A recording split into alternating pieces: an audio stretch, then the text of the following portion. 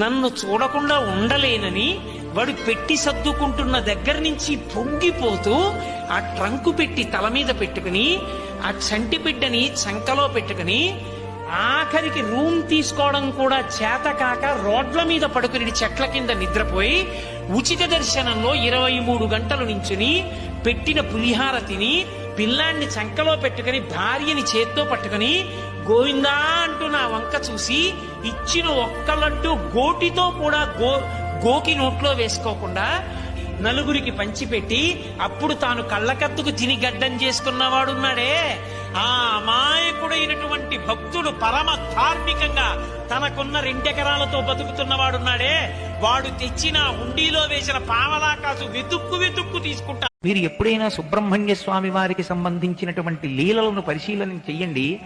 ఒకే ఒక్క నమస్కారమునకు వశుడైపోతాడు. ఒక్క నమస్కారమే. ఆయనకి పత్రి వెయ్యాలా, పువ్వు వెయ్యాలా ఇవేం ఉండవు. ఒకే ఒక్క నమస్కారం త్రికరణ శుద్ధిగా చేస్తే చాలు సుబ్రహ్మణ్యుడికి. అసలు ఒకచో నమస్కారం కూడా అక్కర్లేదు. ఆర్తితో భక్తితో ఆయనని స్మరిస్తే చాలు ఆదరిస్తాడు. ఆదరించడం ఒకెత్తైతే పరిపూర్ణమైన జ్ఞానిగా తన వలన కించిత్ దోషం జరిగింది అని అనిపించింది అనుకోండి, నిజంగా అది ఆయన వేరొకరి యొక్క గర్వాన్ని పరిహరించడానికి చేసినప్పటికీ తన వలన పొరపాటు జరిగింది అనుకుంటే ప్రాయశ్చిత్త కర్మకి సిద్ధపడతాడు.